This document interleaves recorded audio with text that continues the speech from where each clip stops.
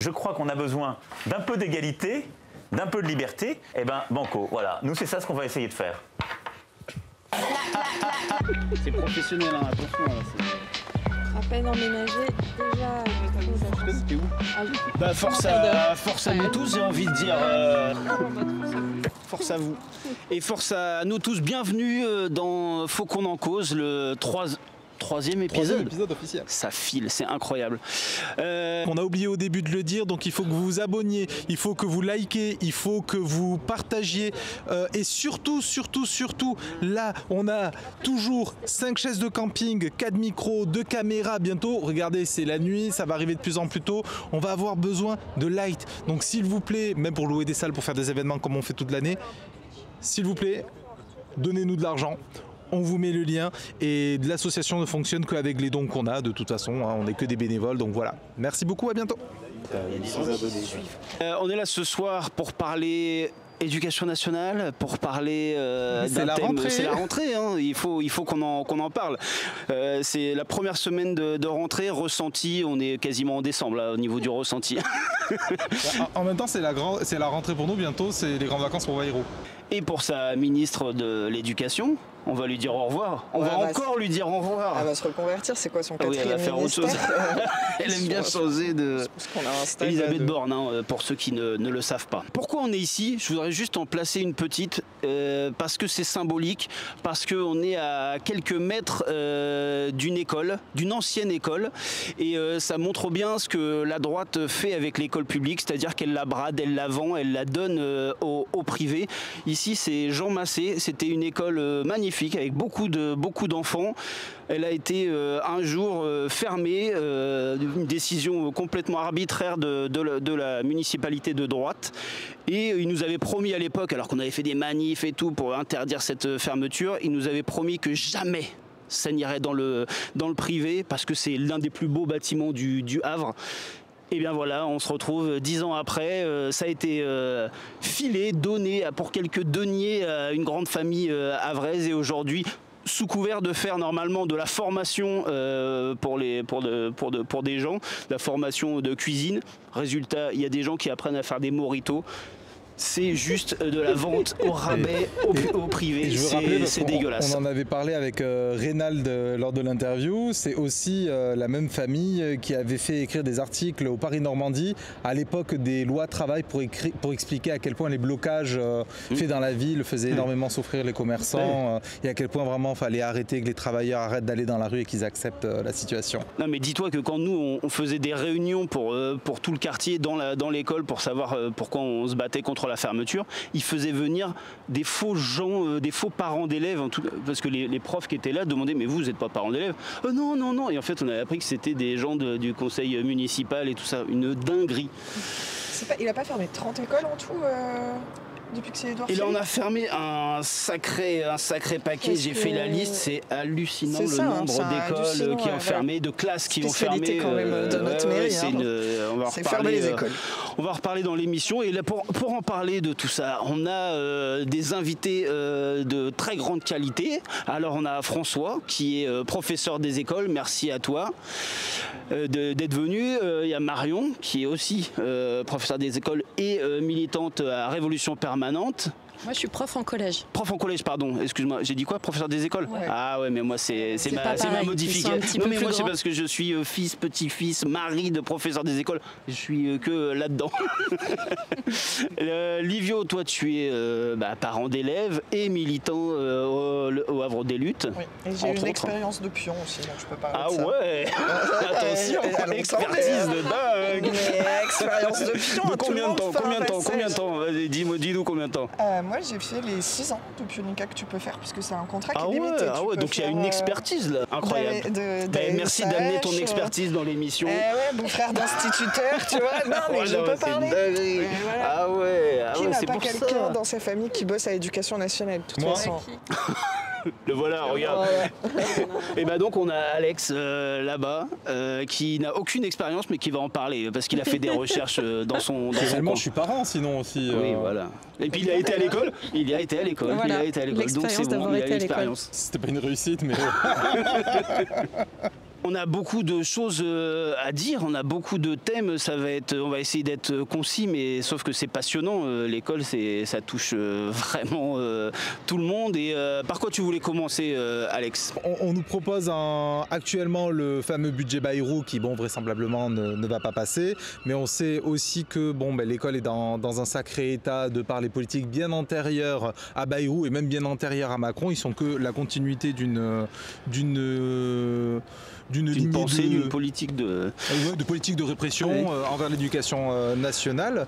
Et donc moi de favoritisme à l'école privée. Il y a quand même une espèce de lame de fond qui peut pas être au grand jour, parce qu'on sait très bien que les Français sont attachés à leur école publique. Ils peuvent pas le faire d'un coup. Allez hop, c'est bon, on fait comme en Angleterre, aux États-Unis. Mais il y a une lame de fond avec les différents ministres qui sont passés, genre Giscard, Luc Ferry, Darcos. On va en parler. T'es en train de faire toute l'émission en 2 secondes. On va en parler. Parce qu'on rappelle qu'on a un mec qui a été Premier ministre, qui a fait les réformes Blanquer et tout. Hein. Ah ouais. Et oui. Donc, mais d'abord, moi, ce que je voulais savoir déjà, et peut-être Marion, tu peux nous en répondre. Actuellement, dans l'éducation nationale, d'un point de vue plutôt justement national et global, quelle est la situation pour les professeurs et pour même le corps éducatif en général? Alex, il le disait, c'est la merde. C'est-à-dire qu'en fait, on nous parle d'austérité là à la rentrée parce que on a quelques jours du 8 où Bayrou, et Bayrou c'est Betaram, hein, je pense qu'il faut le dire puisque tu parlais du privé. Donc c'est quand même une de ces grosses casseroles qu'il faudra jamais oublier, parce qu'en vérité quand on dit protéger l'école privée, c'est aussi ça, protéger les financements de l'école privée jusqu'au plus haut niveau. C'est la symbolique de ça, Bayrou, et d'être empêtré dans les affaires en continuant à exercer son poste. Moi j'ai trouvé ça scandaleux ces derniers mois, et alors que Mediapart a fait un travail incroyable pour montrer un peu toutes les violences, tous les sévices que pouvaient supporter les élèves, mais ça parle aussi d'une école un peu paternaliste, quoi. On voit que Bayrou, c'est celui qui aimait bien mettre des fessées, c'est normal de claquer un enfant, etc. C'est une certaine vision de l'éducation quand même, je pense qu'il faut le dire. Mais non, mais cette rentrée, en fait, elle est dans la continuité des précédentes, c'est-à-dire que la crise, elle s'aggrave. Ils n'ont pas trop osé nous faire D'habitude, on a la petite sortie réactionnaire de rentrée, vous savez, genre interdiction des abayas, ils relancent un peu des sorties racistes à la rentrée pour bien nous mettre le ton. Là, en vérité, ils sont timides parce que la crise du gouvernement est telle qu'ils ne peuvent pas trop faire les malins, en vérité.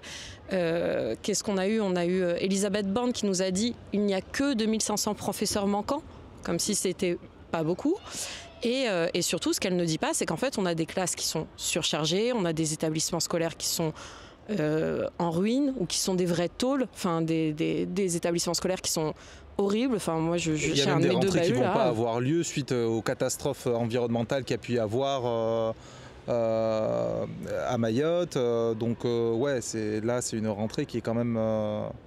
On l'a vu même dans le sud de la France où les événements climatiques ont fait que la rentrée a été décalée d'1 jour. Ah bon? Ça, je savais même pas. T'as des écoles, je sais plus, c'est les Bouches-du-Rhône, où il y a eu une telle pluie, vraiment la situation d'orage, de tempête, qui fait qu'ils ont été obligés de décaler la rentrée des écoles d'une journée. Ouais. Donc c'est un tout, hein, le climat, ça va avec. Oui, voilà, le climat scolaire. Mais après, un peu de façon symbolique et assez triste, c'est aussi le suicide d'une collègue quand même à la rentrée, qui était professeure d'école et directrice d'école, et qui s'est suicidée parce que harcèlement homophobe et une gestion de l'administration, de l'institution même, dont on a l'habitude, c'est-à-dire circuler, il n'y a rien à voir, et c'est la collègue à qui on propose de bouger plutôt que de couper le mal à la racine, quoi. Donc ça, et de l'épauler, et ça c'est vraiment genre, nous on avait eu Christine Renon il y a quelques années déjà, qui était une directrice d'école, pareil, qui dénonçait en fait le manque d'aide administrative, parce que les directeurs d'école sont surchargés, même les profs d'école, je pense que tu reviendras dessus, mais c'est vraiment un travail infernal. Et du coup, on voit comment en fait on a une institution qui assume de plus en plus, d'être réactionnaire. Je dis ça parce qu'en fait, vous voyez, tous les ans on a notre sortie raciste. Là, on a une rentrée avec quand même 2 cas de situations un peu de ce type. C'est très différent, mais en gros, il y a cette collègue qui se suicide parce que elle est homosexuelle et du coup elle subit du harcèlement, et on a une collègue qui subit de la répression parce qu'elle dénonce des violences sexistes et sexuelles.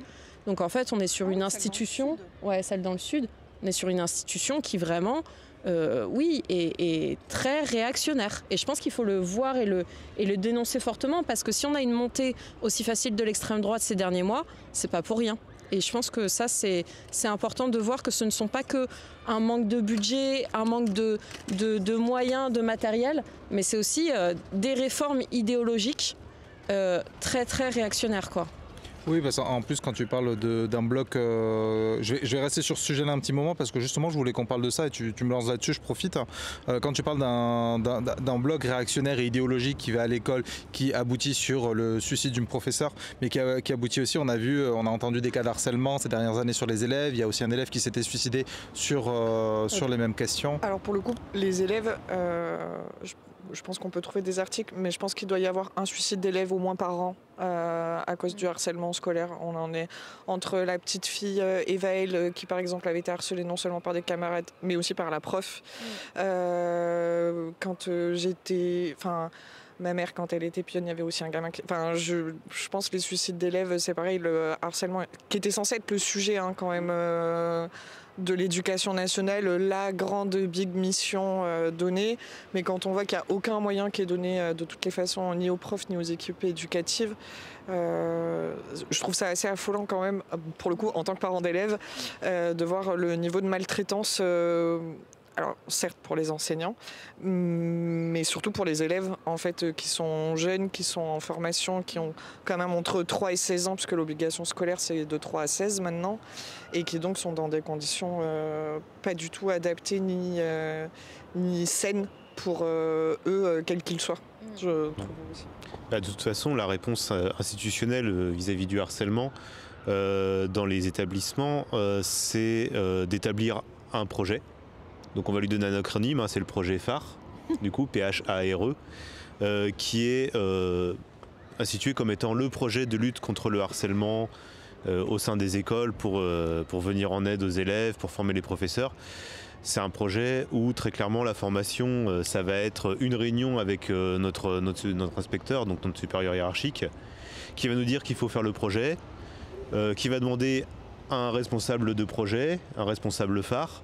Personne ne va vouloir se désigner parce que c'est du travail en plus et que on travaille déjà 35 heures par semaine en tant que professeur des écoles. Donc, vu que personne ne va vouloir prendre la responsabilité de ce projet phare, en plus parce que c'est très nébuleux et qu'on a souvent du mal à comprendre ce qu'on est censé faire dedans, ça va retomber sur le directeur d'école qui va être responsable de phare en plus de toutes ses autres responsabilités. Donc on n'avance pas. Ça, je pense que c'est important de parler même là d'inspecteur et tout, parce que s'il y a une chose qui est certaine, c'est que la fonction publique, quelle qu'elle soit, c'est assez nébuleux pour tous les gens qui sont à l'extérieur et qui n'ont pas forcément une idée de ce que... Non mais c'est vrai. Hein, mais même pour ceux qui sont à l'intérieur. Voilà, de comment c'est organisé, comment tu peux saisir TN+1, TN+2, puis de toute façon, quand tu es dans la fonction publique, tu découvres que tu as 1 milliard de chefs au-dessus de toi, je pense quel que soit ton secteur. Ouais.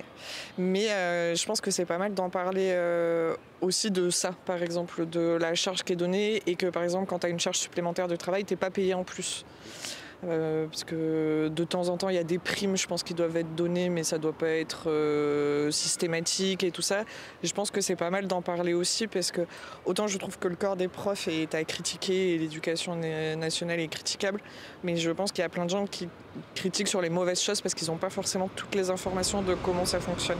Alors, par exemple, si on peut situer un peu les choses, je vais parler du premier degré du coup.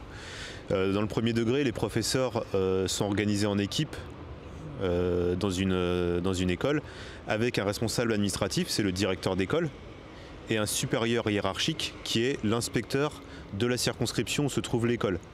Par exemple, si vous êtes professeur des écoles au Havre, vous allez avoir un inspecteur d'un secteur du Havre, puisqu'il y a quand même beaucoup d'écoles, même s'il y en a moins qu'avant, qui sera responsable de plusieurs écoles du Havre et de la périphérie. Et donc, c'est le supérieur hiérarchique de toutes les équipes, tous les professeurs de cette zone-là. Après, sur les différences, sur l'attribution des primes dans le premier degré, les primes du premier degré, c'est un moyen qu'a le ministère pour faire une énorme différence entre les professeurs des écoles. Pour donner une idée, un professeur qui perçoit beaucoup de primes va pouvoir gagner plusieurs centaines d'euros de plus que l'équivalent de quelqu'un qui ne perçoit pas de prime. Par exemple, s'il est en réseau éducation prioritaire, dans les zones d'éducation prioritaire qui ont été définies par des cartes à une époque assez lointaine maintenant, ou alors si par exemple il accepte de venir faire des heures en plus de travail par un système qui s'appelle le pacte. Donc venez signer un pacte. Ayant une culture assez portée dans la fantaisie, etc. Moi, quand on me parle de signer un pacte, je pense pas forcément à quelque chose de positif. J'ai tendance à penser démons, choses bizarres. Ça me fait un peu peur, mais bon. Et donc, quand on signe un pacte pour ça, on va avoir des heures de travail en plus qui peuvent nous emmener à aller dans les collèges, pour compléter des choses que les professeurs de collège ne font pas faute de temps. Et on ne leur jettera pas la pierre là-dessus. Mais du coup, on va envoyer des professeurs des écoles soit faire ça, soit travailler dans des écoles, mais pas forcément leur école d'ailleurs, on peut aussi les envoyer ailleurs, pour faire des heures de pacte. On appelle ça d'ailleurs des briques de pacte. On donne des briques aux gens. Et quand ils se sont rendus compte que c'était compliqué, ils ont donné des demi-briques aux gens. Donc on casse des briques à l'école. Et ces heures de pacte, le problème c'est qu'il faut se rendre compte qu'il n'y en a pas pour tout le monde. Alors déjà, il n'y en a pas pour ceux qui n'en veulent pas, et heureusement, parce que... Ça serait... mais même les gens qui en veulent, il n'y a pas assez d'heures de travail pour tout le monde. Donc, comment ça va être attribué, c'est assez nébuleux. Mais en tout cas, ça fait des différences entre le collègue à qui on va donner des briques de pacte et qui touchera plus d'argent, et celui à qui on va dire bah non, désolé, il n'y en a plus, tant pis pour toi, tu ne toucheras pas plus d'argent.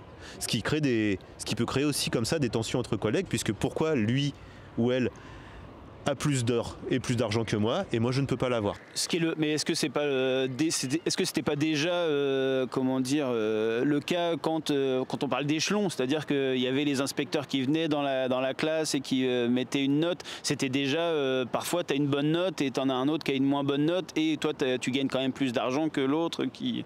C'est pas pareil que le pacte, mais il y avait quand même déjà une façon de gagner plus d'argent alors que tu as le même âge qu'un autre professeur. Oui et non, c'est-à-dire que alors bon, certes, l'inspection, les modalités d'inspection des enseignants, alors on en parlera peut-être plus dans le second degré parce qu'il y a peut-être des différences, mais nous on a un inspecteur de circonscription qu'on connaît qui vient nous évaluer.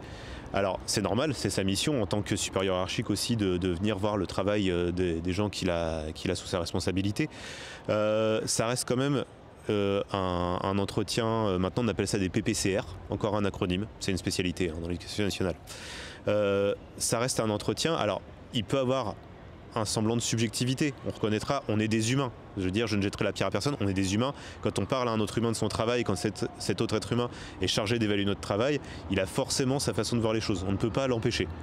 Après, il y a des programmes, il y a un cadre quand même d'enseignement qui existe, qu'on se doit de respecter. Et l'inspection, effectivement, si on démontre de qualité professionnelle auprès de l'inspecteur qui fait qu'il nous donne une très bonne appréciation, on avancera un peu plus tôt que les autres en termes d'échelon. Donc l'échelon, ça détermine notre salaire. Plus on a un échelon élevé, plus notre salaire est élevé, il augmente au fur et à mesure. Alors c'est pas toujours des sommes folles, mais voilà. Ouais. Non, mais cet échelon-là, on le gagnera un certain temps avant les autres, mais l'ancienneté fait que de toute façon on finira tu finis par l'ancienneté, par le faire. Voilà. Oui, je sais, parce que moi, mon père qui était un syndicaliste dur, l'inspecteur il venait pas le voir en fait, il avait peur de le confronter, donc il venait pas, donc mon père il passait que à l'ancienneté, tu vois, donc il y a quand même un moment où en fait mon père il voyait ses collègues avancer plus vite et lui c'était que forcément à l'ancienneté, donc il y a quand même un truc un peu biaisé sur la base de ce contrat là. De toute façon, quand tu as une question de rapport humain, tu auras toujours des biais, ça peut pas, c'est malheureusement inévitable. Non, mais ce qu'il faut voir avec cette histoire de pacte qui est intéressante, c'est, oui, tu as raison, il y avait une forme de... Mais l'idée pour eux, les dernières années, ça a été vraiment de détruire la fonction publique sûr, et le statut, parce qu'en fait, le pacte, ça incarne vraiment une logique méritocratique, et le chef, qui sont des chefs de plus en plus... on va dire, à la fois autoritaire et à la fois incompétent, puisque dans une institution en crise, comment tu tiens ? En fait, tu tiens à l'autorité, au néo-management, à la répression. Et du coup, ils ont réfléchi comment ils vont faire pour un peu entourer ces chefs autoritaires. Et en fait, en faisant des carottes, à savoir les pactes, c'est-à-dire l'équipe, souvent c'est un peu dur de dire ça, mais c'est souvent soit des collègues très en difficulté financière ou plutôt de droite qui vont accepter de jouer cette logique méritocratique, et ça ne s'arrête pas là, puisqu'en fait le statut de fonctionnaire, ils l'ont attaqué aussi sur les vacances, en proposant de faire les vacances apprenantes. Oui, les vacances apprenantes. Il y a eu beaucoup de formats comme ça qui ont tenté d'empiéter petit bout par petit bout ce statut de fonctionnaire qui avait quand même une logique qui était celle de dire vous êtes tous au même niveau, même si en vérité dans l'éducation, entre travailleurs de l'éducation, on sait qu'en fait il y a des inégalités profondes. On a des travailleuses AESH, c'est beaucoup des femmes qui font le même travail que nous parfois, et même elles travaillent plus longtemps que nous dans le second degré face aux élèves. Elles font un travail incroyable et elles sont 2 fois moins payées que nous. Et ça, par exemple, c'est scandaleux. Et en fait, pourquoi ils font ça? Parce qu'en fait, plus tu as une hiérarchie financière au sein de la même institution, plus tu as les possibilités de morceler le corps éducatif. Et c'est pour ça qu'il y a aussi un énorme recours à la contractualisation depuis quelques années, parce qu'en fait, c'est une façon de tirer vers le bas les salaires, de tirer vers le bas les conditions de travail et tout. Ouais. Mais ça, c'est important de le voir, que la logique de fond, c'est la casse du statut de fonctionnaire. Ouais, ben justement, c'est ce que j'allais dire, parce que souvent on parle, surtout en ce moment avec le budget Bayrou, il y a souvent la dichotomie de l'État coûte cher. On sépare la population de l'État, comme si justement on n'avait pas derrière un service public, et surtout derrière ce qui les intéresse depuis des années, on l'a vu avec les cheminots et on le voit beaucoup avec l'éducation nationale, c'est le statut de la fonction publique qui donne par exemple à la base une certaine autonomie et qui permet d'avoir des droits qui d'ailleurs, depuis embrasse.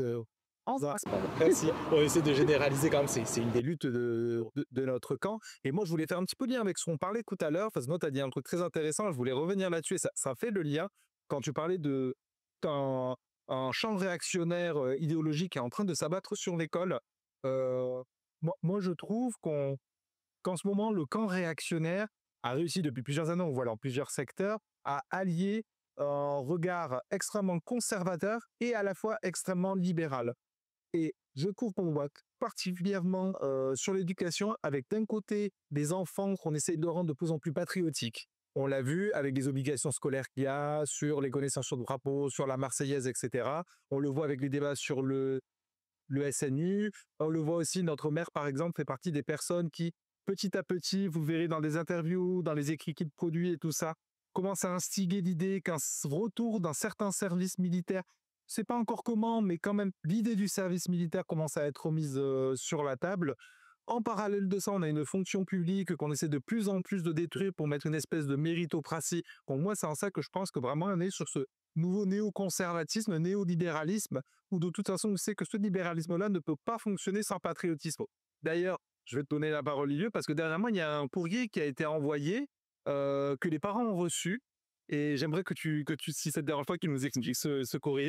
T'as pas reçu ton courrier? Moi je lis rarement le courrier. Ah hier? Ouais. Mais non, pas hier. On a reçu un joli mail en tant que parent d'élève, un courrier d'Édouard Philippe, où pour les CM2, donc toi elle n'est pas encore concernée comme moi, et notre dernière n'est pas concernée non plus, mais sur le passeport civil que les CM2 vont passer, avec notamment des missions civiques récompensées et déterminées par la mairie, donc on adore la répartition. Et on a tous reçu... Alors moi, j'avoue que j'ai pas trop compris d'où sortait cette idée du passeport civique. Et puis surtout, il y a déjà, pareil, cette idée de méritocratie, puisque ceux que les écoles, je suppose, arriveront à mettre en avant au niveau de leur CM2 pourront être récompensés par la mairie pour toutes les missions civiques qu'ils auront rendu pendant leur année de CM2, voilà, en plus de leur travail scolaire. Donc nous avons un professeur des écoles, peut-être il pourra nous en dire, de CM2, parfait, peut-être il pourra nous en... Parce que moi personnellement ça m'a choqué, en vrai, j'en rigole mais ça m'a choqué comme courrier. Qu'est-ce que je sais de cette action et depuis quand on est connaissance? Tu vas me l'apprendre là tout de suite. Là. Alors moi je dirais que tu en as eu connaissance, allez... parce que je suis hyper généreux à la pré-rentrée. Ouais, le C'est-à-dire vendredi. la veille Le de vendredi la dernier, rentrée. le vendredi Parce que vraiment, dernier. je suis généreux. Voilà, je dirais la pré-rentrée. Et qui vous ont donné donc énormément de moyens pour accompagner vos CM2. Un tambour, une trompette. Voilà, le passeport civique. Ah bah voilà, super. Après les parents. Nickel. On est vendredi, la fin de la première semaine de la rentrée. Waouh. J'ai eu connaissance ce midi quand ma responsable administrative, donc celle qui reçoit le courrier de la mairie, c'est-à-dire ma directrice, est venue nous voir pendant que nous mangions avec les collègues de CM2 en disant est-ce que vous saviez que, je ne cite pas de nom, mais un des représentants de la mairie, un élu de la mairie, va venir dans l'école, voilà, je vous dis, il va venir pour distribuer les livrets de service civique. Et donc, je n'ai plus compris. Journée civique. Et on l'a regardé, on dit c'est quoi? Et elle pensait qu'on était au courant de l'action. C'est magnifique. Nous n'étions pas au courant parce que J'adore. les professeurs n'ont pas eu d'informations. Alors, c'est peut-être pas le cas dans toutes les écoles, mais dans mon école, on n'était pas au courant. Et j'ai regardé mes mails professionnels, je n'ai pas reçu de mail en ce sens. Donc, c'est un projet de la mairie, mais tenir au courant les premiers concernés, c'est-à-dire les professeurs des classes concernées, visiblement, c'est pas la priorité. Surtout quand on sait que nos enfants, quand c'est sur le temps scolaire, passent plus de temps à l'école qu'avec nous, et que donc c'est vrai que ça peut être utile que les profs soient en chouïa au courant de ce que ça veut dire. Et c'est surtout, je trouve ça alors d'autant plus inquiétant parce que c'est déjà contrôlé par la mairie. Enfin, c'est une volonté municipale là pour le coup sur ça, et que c'est la mairie qui va déterminer les missions civiques qui peuvent être validées. Et ça, je trouve ça inquiétant aussi. C'est-à-dire, on ne va pas partir sur les bons sentiments des enfants, qu'est-ce qu'ils pourraient se dire. Parce que je pense que ça pourrait être un projet intéressant, par exemple, de réunir les élèves et de dire qu'est-ce que tu penses qui ferait du bien civiquement à la ville ou quoi que ce soit. Oui, non, ça, c'est dans une société communiste. Mais je sais pas, mais n'empêche que ça serait quand même plus utile sans... Ce que ça peut soulever comme réflexion, parce que bon, Édouard Philippe, on travaille depuis un petit moment au Havre des Luttes, on le réfléchit depuis un petit moment, mais c'est une ville dans laquelle il y a le tissu associatif qui petit à petit, le tissu associatif militant notamment, qui s'auto-organise, qui, comme toute ville, a besoin de subventions, petit à petit, ce tissu associatif-là est de plus en plus défait. Il y a des rapports d'ailleurs qui avaient été faits là-dessus quand j'avais fait des recherches à l'époque pour le débat pour les municipales qu'on avait fait. Donc en plus, c'est en partie chiffré. Mais je me suis dit, et par contre, en contrepartie de ça, la solidarité qui essaie de s'organiser par le bas, qui demande, mais souvent on va manquer au Havre d'énormément de locaux, parce que les moyens, on pense souvent à argent, mais c'est souvent des locaux, il y a plein de locaux disponibles, et des associations qui vont pas avoir de locaux. Je pense à Nia Charity qui n'a pas de quoi ranger la nourriture. Je pense à la Marge des Fiertés ou à la Poudrière qui n'ont pas de local pour se réunir pour des permanences, etc. Enfin, des exemples comme ça, il y en a plein. Par contre, c'est une façon d'étatiser, ça revient sur ce côté patriotique, d'étatiser la solidarité. C'est-à-dire que c'est plus les familles, c'est plus les quartiers, c'est plus les gens qui vivent entre eux qui vont déterminer ce dont ils ont besoin et autour de quoi l'éducation des enfants doit être portée selon les nécessités. Et ce qui, quand on fait partie des couches les plus précaires, on sait que des solidarités très spécifiques et de survie peuvent se créer et qu'on commence à les apprendre dès l'enfance, et c'est tout à fait normal. Là, c'est l'État à travers la mairie et à travers Édouard Philippe qui lui-même porte déjà un regard, mais comme on disait, entre la méritocratie et entre le patriotisme. Parce que c'est un peu réactionnaire, quoi, quand même. Ouais, enfin, c'est une image très réactionnaire, quoi.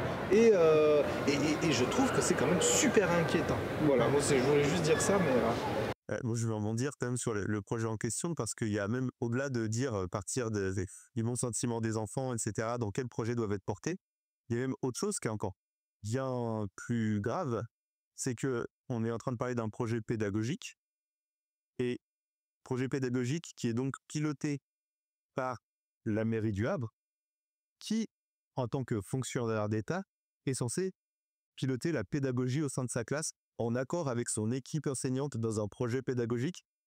L'enseignant. Si les enseignants sont mis au courant que d'un élément dit et si on leur dit quoi faire, c'est inadmissible. C'est un professeur qui doit gérer la pédagogie de sa classe. Nous avons des cours d'éducation morale et civique, enseignement, pardon. Je me trompe toujours. Renseignement moral et civique qui sont censés viser à ce que nos élèves apprennent ce qu'est être un citoyen. Là, c'est des personnes qui ont une orientation politique. Je ne veux pas leur reposer dans une orientation politique, c'est normal. mais qui veulent mettre leur projet en tant que qu'est-ce qu'être citoyen chez des élèves, sans consulter avant les gens qui sont responsables pédagogiquement de ces élèves. Et je vais vous surprendre, je vais dire du bien de la mairie. Ils ont d'autres projets qui existent au sein avec les écoles, par exemple le projet Santé à l'école, qui est un projet qui est plutôt positif, pour l'avoir vu dans mon école. Ce sont des intervenants qui viennent, qui donnent des ressources, qui collaborent avec les professeurs, qui donnent des ressources, et où là, ça se construit à deux. Donc là, c'est un projet qui est mené pas que par la mairie, et qui lui donne des choses intéressantes. Si le projet là, c'est de venir et de dire, voilà, nos actions civiques, c'est ça, les professeurs, oubliez 2 minutes, on va venir vous montrer comment faire de vos élèves des citoyens responsables, en fait, c'est aller à l'encontre du statut des professeurs, encore une fois, statut de foncière d'État, nous assurons la pédagogie de notre classe. Moi, je veux bien revenir sur ce que tu disais en introduction de cette lettre, qui, je pense, est vraiment scandaleuse par ailleurs. Enfin, ça peut être. Je me disais, il faudrait qu'on écrive un article. Clairement. Parce que c'est vraiment. Je peux te la fournir, parce que. Merci beaucoup. Mais du coup, je trouve que tu frappais juste en introduction de ta question en disant les deux faces d'une même pièce, c'est-à-dire à la fois qui montre qu'on rentre dans une nouvelle période. La période, je pense que Trump, c'est un peu la consécration de ça, c'est-à-dire je remets à plat la géopolitique, l'économie géopolitique, l'échelle entre les différents pays. Je cherche à réinsuffler de l'hégémonie américaine, mais qui en vérité, bon, pourquoi je dis ça, je veux pas faire un cours de géopolitique, mais c'est juste pour dire qu'en vérité, là, la tension des pays européens et particulièrement de l'impérialisme français, c'est quoi? C'est le réarmement. On nous a même parlé de réarmement des idées, je crois, de réarmement démographique, de plein de types de réarmement.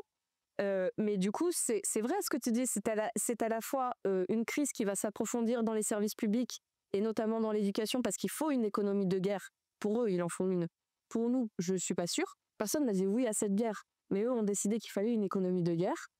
Et ça a une réalité très matérielle qui va incarner. Quelle est cette chair qui va faire la guerre? Bah oui, ce sont vos enfants. Et du coup, comme tu disais, il faut les préparer, faire des bons petits patriotes.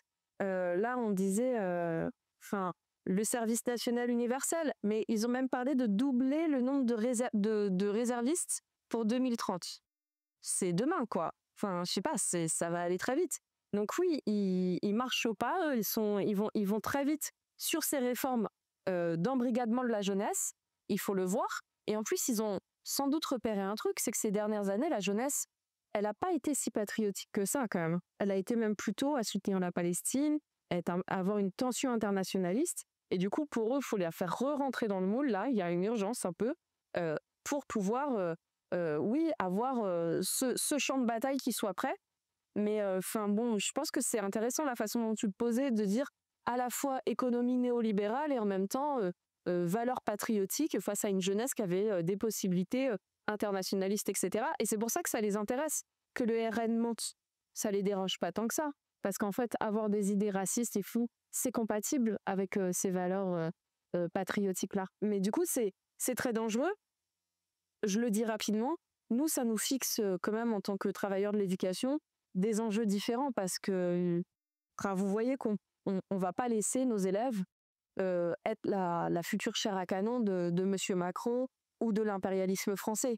Enfin, c'est pas ça notre vision pédagogique des choses. Comme le disait le collègue à l'instant, cette lettre, je veux dire, c'est pas du tout une volonté par en bas.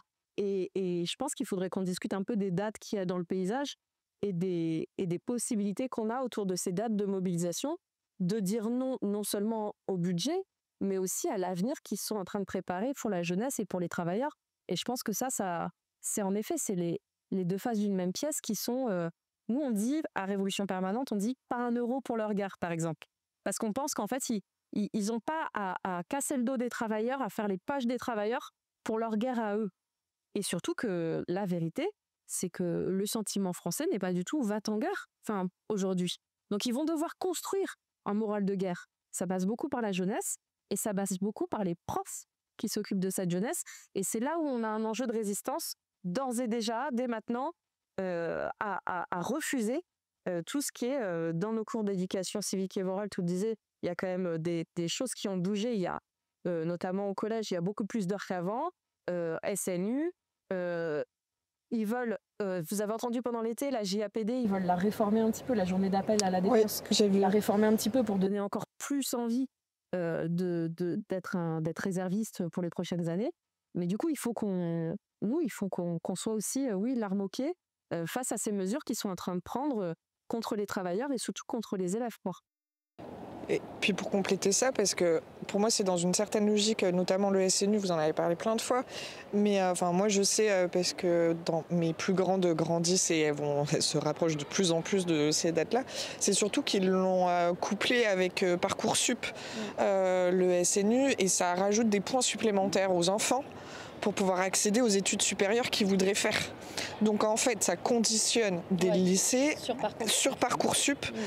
Pour pouvoir accéder après, en sachant que déjà c'est la boucherie, Parcoursup, c'est une cata, et que ça c'est pareil, c'est pour sortir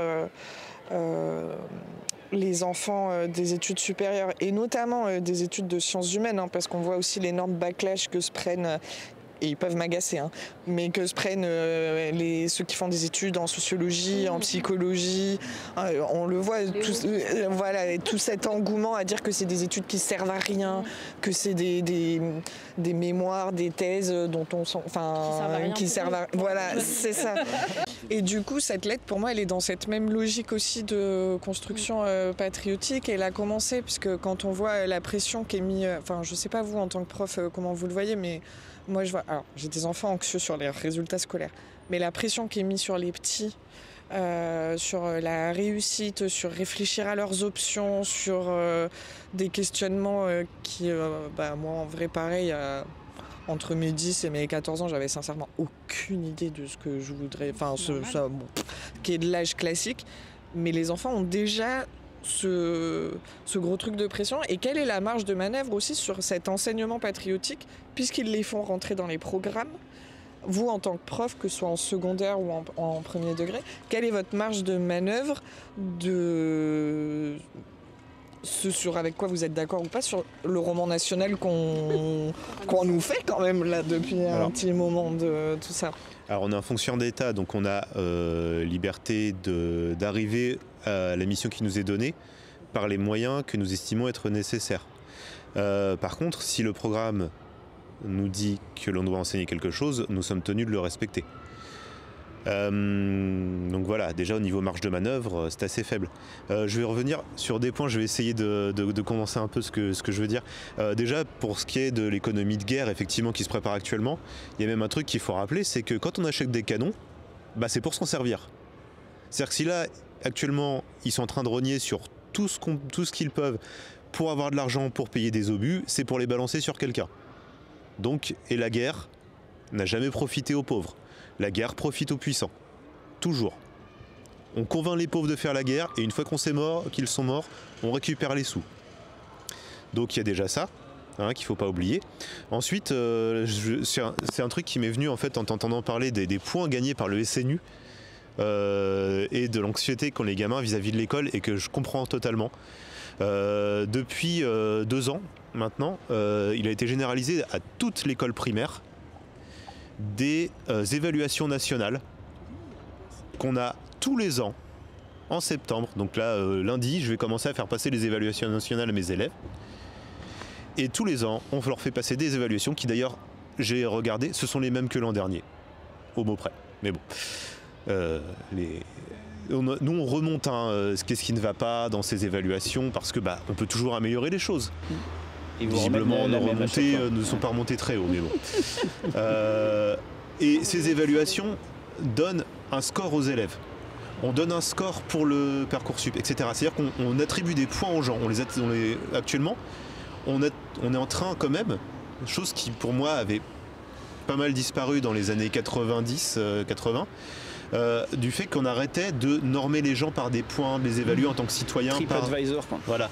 Et là, c'est un truc qui est en train de revenir en France et qui m'inquiète énormément, moi.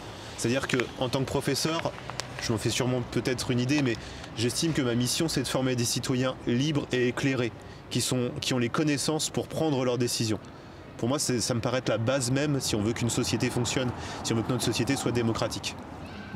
Là, donner des points aux gens, passer notre temps à les évaluer, eh bien, ça les enferme dans l'idée qu'ils sont évalués en tant que citoyens, qu'ils ont un niveau de citoyen.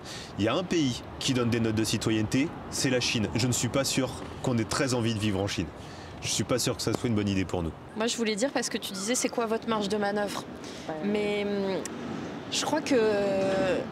Enfin, déjà, pourquoi on en est là? Parce qu'en vérité, quand même, tu as plus d'1 million de fonctionnaires. Enfin, je veux dire, tu peux te dire, il y a une marge de manœuvre conséquente, quoi. Bah oui. Mais là, je vais un peu dire le gros mot, comme d'habitude. On est bien connu pour ça, à Révolution Permanente, mais qu'ont fait les organisations syndicales de l'éducation ces dernières années? Alors, j'ai une question J'avais une question là-dessus. Oui, parce que mais Livio, il dit, c'est quoi la marge de manœuvre? Et moi, je veux dire juste un truc, stop aux marges de manœuvre individuelles où tu te fracasses sur le mur tout seul de ton institution parce que tu n'as pas voulu faire passer tes évaluations nationales. Et ça, c'était la très bonne idée de ton dirigeant syndical locaux qui t'a dit, bah non, bah t'as qu'à t'y opposer. Bah tu t'es gentil, Coco, moi si je m'y oppose, je perds mon taf. Donc en fait, c'est pour ça que bien avant, il fallait refuser faire grève massive et pas des journées saute mouton et tout. La question il veut pas que je dise des bêtises sur l'intersyndicale. Il protège les bureaucrates. Ah non. Ah si, je veux que t'en dises. Justement, j'avais la question piquante de la journée. C'est une question que je me pose depuis un moment parce que on a appris, je vais avoir un petit moment d'explication de ma question et tu vas voir que ça rejoint tout à fait ce que tu dis. On a pris une habitude à gauche depuis un certain moment de défendre, mis à part la police et les militaires, mais de défendre le corps des fonctionnaires comme bon en soi et comme faisant partie naturellement de la lutte pour le progressisme. Mais moi dedans, il y a déjà plusieurs choses qui me dérangent. On sait qu'historiquement, on parle souvent d'Ambroise Croizat, pour la sécurité sociale, des droits obtenus. On zappe souvent les 2 guerres qui sont passées par là, qui ont fait que l'État a eu un besoin énorme d'avoir des centres hospitaliers, d'avoir des soins, pour soigner les guerriers, pour soigner les ouvriers qui retournent faire des armes. On oublie très souvent qu'il y a eu aussi à un moment donné un grand besoin de fonctionnaires pour faire tourner un certain nombre de colonies, que tout ça, pour maintenir un État colonial, il faut aussi des fonctionnaires qui soient à la botte de cet État. Et attention, le but c'est pas de dire les fonctionnaires sont tous méchants, mais c'est juste, j'ai envie aujourd'hui aussi d'amener un peu un petit point de bascule sur le regard qu'on peut avoir pour qu'on puisse peut-être discuter là-dessus et avoir une petite critique. Moi, en tant que militant qui m'intéresse beaucoup aux questions antiracistes, qui m'intéresse beaucoup aux questions LGBT, où nous, Avdelut, on en a fait un peu notre cœur, mais on a fait aussi notre cœur de faire de... C'est un ami à nous, Benjamin, qui fait partie du Avdelut aussi, qui m'a dit, ce qui est marrant à Avdelut, c'est qu'on fait aussi de la critique de la militance. Et c'est vrai, on s'en était pas rendu compte, mais on fait ça. Et donc, pour faire une critique justement de la gauche qui se regarde elle-même, est-ce que, quand on voit qu'en 2017, il y a une majorité de professeurs qui votent pour Emmanuel Macron sous la promesse d'être des cadres, c'est-à-dire de sortir de cet état de fonction du peuple, mais de sortir pour pouvoir être quelque chose un peu au-dessus du peuple, quand on voit que lorsqu'il y a des réformes plutôt... quand il va y avoir des réformes racistes de l'État, ou quand il va y avoir des petites balles lancées par l'État, comme ça a pu être, le dernier cas ça a été l'abaya, et qu'on voit Sophie Binet tranquillement expliquer que bon, c'est peut-être pas une mauvaise chose, ça va permettre aux profs de pas avoir à s'en occuper. Moi, en tant que parent d'élèves, ça m'inquiète. Et je me dis, quel travail on peut faire, les syndicats, mais aussi les parents d'élèves et la gauche en elle-même, pour aussi essayer de se rappeler cette histoire et ce travail d'agentivité qu'on a à faire sur nous-mêmes, c'est-à-dire qu'on n'est pas naturellement bon et de gauche parce qu'on est fonctionnaire ou parce qu'on est dans une certaine position sociale, mais il faut qu'on travaille notre volonté d'un projet commun. Il n'est pas naturel en soi. Je ne sais pas si c'est clair ce que j'ai dit. Bah, c'était pas une question, c'était une réflexion. Après, on peut rebondir sur ta réflexion si tu veux, avec nos propres réflexions. La question, c'est, alors si, la question, c'est qu'est-ce que vous en pensez ? Je peux te poser une question aussi si tu veux. Non, la question, c'est qu'est-ce que vous en pensez de ça justement et qu'est-ce qu'on peut faire là-dessus ? Moi, ce que j'en pense, c'est ok ce micro ? Je vais aller vérifier, mais oui, c'est ok. Ok. Dans tous les cas, c'est ok. Moi, ce que j'en pense, c'est que tu as raison de dire c'est pas un corps homogène. Enfin, c'est pas un corps homogène, même si on peut se dire que jusqu'à un certain temps, c'était plutôt à gauche, en effet, mais ce qu'il faut voir, c'est qu'avec l'arrivée de Macron, l'effondrement du bipartisme, c'est-à-dire droite-gauche, enfin, vous connaissez l'histoire, il y a aussi une perte de repères, et puis après, il y a un métier de plus en plus contractualisé, abîmé. Nous, on parle même de prolétarisation du secteur des profs. Il y a des études très très intéressantes là-dessus par ailleurs de comment on est passé du prof de la Camif qui écoutait France Inter au prof qui écoute, qui regarde les grandes gueules ou des trucs, je sais pas, Hanouna ou quoi. Les profs ont changé et les profs se polarisent plus à droite ou à gauche. C'est vrai, ce qui veut dire que ce n'est pas un corps homogène. Moi, ce que je comprenais pas trop dans ta question, c'était quoi le rapport avec les bureaucraties syndicales. En fait, sur l'intersyndicale, c'est sur ça que je sautais sur Binet. Ah oui, la mémoire la mémoire des luttes et aussi des positions où, et moi sans ça, c'est la question provoque et un peu de l'extérieur. Moi, je suis pas dans le corps de métier de l'éducation nationale, donc c'est la question un petit peu provoque.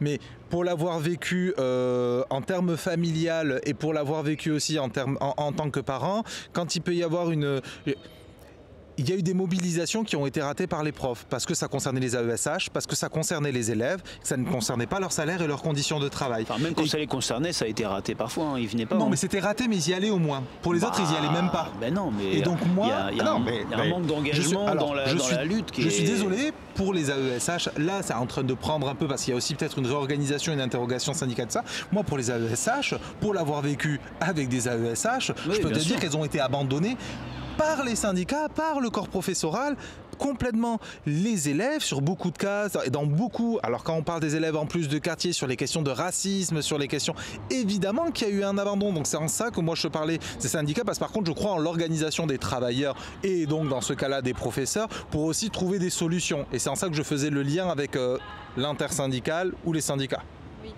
Ok, du coup, le rôle de la gauche dans les dernières mobilisations et même dans sa responsabilité à gagner ou à perdre, quoi. Enfin, c'est une bonne question.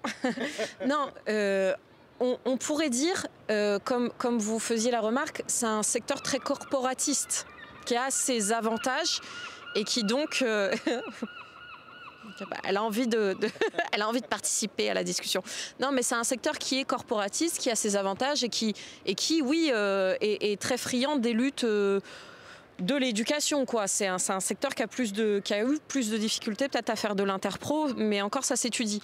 Quand tu regardes 68, les profs et les organisations syndicales jouent un rôle prépondérant dans mai 68, voire même c'est eux qui cherchent à faire la jonction, etc. Quand tu regardes 95, pareil. La question, c'est à quel moment des organisations politiques insufflent le bon chemin. Et moi, je suis d'accord notamment sur la question de l'antiracisme. Et je trouve que c'est très parlant à la fois dans les organisations d'extrême gauche, comme peuvent être le NPA, Lutte ouvrière, etc., d'avoir toujours mis de côté ces préoccupations-là. Bon, pour LO, c'est facile, ils ne s'intéressent pas trop aux profs, à l'éducation en général. Pour le NPA, ils sont passés quand même à côté de la révolte des banlieues en 2005, ce qui est quelque chose de relativement grave, même encore récemment, sur la mort de Naël. On pourrait questionner le rôle des profs de gauche et d'extrême gauche à avoir pris position jusqu'au bout contre des violences systémiques que subissent nos élèves, où on a souvent des élèves qui se font palper, agresser. Là, on essaye de normaliser les fouilles au sac dans les établissements scolaires. Donc ça, c'est niette, faut le dire, c'est non. Mais on a peu d'organisations politiques qui montrent la voie d'une militance anti-racisme dans le corps de l'éducation. Ça, c'est un vrai problème. Comme tu le disais, en effet, Sophie Binet sur la abaya, Nathalie Arthaud sur le voile, ces gens-là ne sont pas très clairs et n'aident pas à faire avancer la conscience de classe. La conscience de classe qui devrait être celle d'être aux côtés de nos élèves face aux offensives de l'État, aux offensives racistes, sexistes, parce que c'est le voile, c'est les deux à la fois, hein, donc c'est pas compliqué. Mais du coup, pour en revenir à ta question, oui, en effet, il y a eu des initiatives manquées, un repli corporatiste, mais surtout... moi, j'identifie plus ça au niveau des organisations syndicales comme une ligne économiciste, comme nous on dit, c'est-à-dire une ligne exclusivement sur les moyens et jamais sur les questions politiques. Et je trouve que là, le 10 septembre, il incarne ça. Pourquoi les organisations syndicales sont en train de suivre la CFDT sur le 18 ? Parce qu'en fait, le 10, ça pose trop la question du pouvoir. C'est 2 jours après Bayrou qui va se faire s'auto-destituer, le suicide politique. Mais du coup, en fait, c'est vraiment intéressant parce qu'en fait, ça dit quoi ? Ça dit que les organisations syndicales, en dernière instance, elles protègent le pouvoir. Au moment où il va être le plus affaibli, que tu n'as plus de Premier ministre, que tu peux mettre tout le monde dans la rue, que tu peux questionner le budget, que tu peux questionner même tes revendications, parce qu'en vérité, on est tous un peu... C'est la S, hein. Enfin, je veux dire, là, le début d'année, il est sec, quoi. C'est là où on peut questionner le capital lui-même. Enfin, c'est là où on peut questionner vraiment beaucoup de choses, et vous l'avez fait dans l'AG hier, et c'est fait en ce moment dans beaucoup d'AG en France. C'est vraiment une lueur d'espoir après 2 ans d'atonie du mouvement social. Mais du coup, je trouve que les organisations syndicales sont en train de faire la démonstration de refuser de faire du politique, et c'est ça qu'on doit dénoncer beaucoup. Et c'est pour ça, évidemment, que moi, je suis organisée politiquement sur ces questions-là. Mais il faut le réfléchir aussi comme ça, c'est-à-dire comment on lie plus dans nos luttes le social et le politique, et comment on n'a pas peur de poser, d'autres types de questions que on n'a pas de bout de craie, l'imprimante elle fonctionne pas, il n'y a pas assez de PQ dans les chiottes, blablabla, qui sont des questions importantes. Hein. Mais il y a aussi d'autres types de questions qui touchent directement nos élèves dans leur chair au quotidien, et on ne peut pas passer à côté. Et les organisations syndicales sont systématiquement passées à côté ces dernières décennies, alors qu'il y a eu des attaques très très graves. Des jeunes filles musulmanes qui vous disent ma pire expérience, c'est l'école française, et qui sont dégoûtées de l'école française. C'est vraiment la démonstration de ça. C'est des déscolarisations, je ne vais pas dire massives, mais même leurs copines, qui n'étaient pas spécialement musulmanes ou voilées, ont été choquées de les voir se faire humilier quotidiennement. Et ça, c'est des choses où l'extrême gauche est, souvent, très très souvent, passée à côté.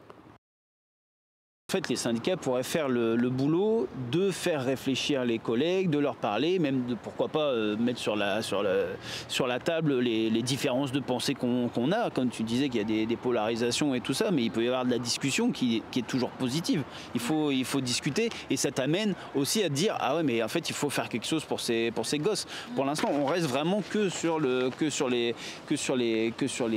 On dirait que les élèves sont un matériau, tu vois. Ouais, c'est autre chose. Que tu as l'établissement, les élèves, le truc, et qu'en fait toi tu n'es pas humain, donc tu ne te préoccupes pas des affects, du harcèlement, du truc et tout, et que tu dois juste appliquer ton cours, et puis après hop, circulaire, il n'y a rien à voir. Sauf qu'en fait l'école, c'est pas ça, on est au carrefour de la société, on est au carrefour de tous les problèmes de la société.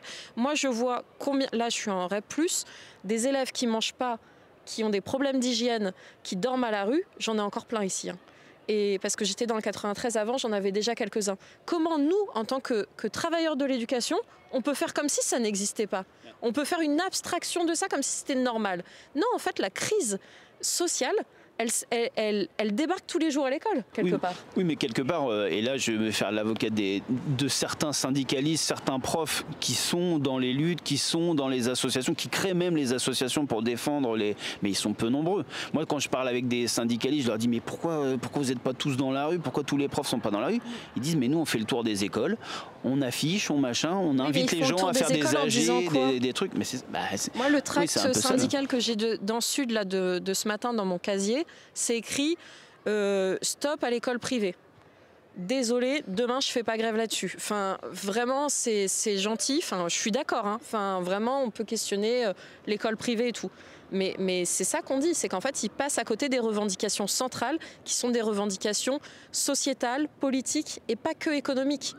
Parce que, en fait, peut-être les profs sont un peu fatigués tous les ans de faire grève pour avoir des conditions normales d'éducation. Puis grève une journée, puis plus tard donc de perdre une journée de travail en étant sûr tous les 15 jours. En étant sûr de jamais de gagner. Mais aussi, est-ce qu'on peut parler aussi tu vois, par exemple sur les questions du racisme, Est-ce qu'on peut parler aussi du racisme, de la représentativité de l'école? Moi, je vois pas beaucoup de profs racisés, en fait. J'en vois très peu par rapport à la société. Je vois que ça change pas beaucoup dans le corps enseignant. Qu'est-ce que tu en penses? Est-ce que c'est une impression qu'on a à l'extérieur ou est-ce que c'est une réalité Après, moi déjà, juste petite réponse, j'ai pas les stats du tout, juste... De toute façon, déjà, l'accès aux études supérieures à partir du moment où tu viens de tout en bas, et alors en plus, si tu es racisé, et alors en plus, quand on sait que les personnes racisées en France sont justement majoritairement dans la précarité, bah, qu'est-ce que tu veux qu'il y ait plus de profs? Tu apparais dans la recherche, tu apparais dans l'ingénierie, tu vas trouver ça dans tous les corps qui nécessitent d'avoir de toute façon des études supérieures. Et ça en revient aussi à un moment donné à la question de ce qu'on parlait tout à l'heure, à quel point on laisse la société s'auto-organiser.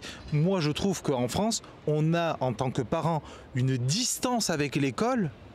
Moi, si on me demande, je n'ai aucune confiance aux professeurs que mes enfants vont voir, et c'est pas contre eux, je les connais pas. Je les connais pas, ils font pas partie de ma classe sociale, et souvent, ils viennent même pas de la même ville que là où sont mes enfants. Et c'est le système qui crée cette structure-là. C'est vraiment pas contre les profs, je veux pas... voilà.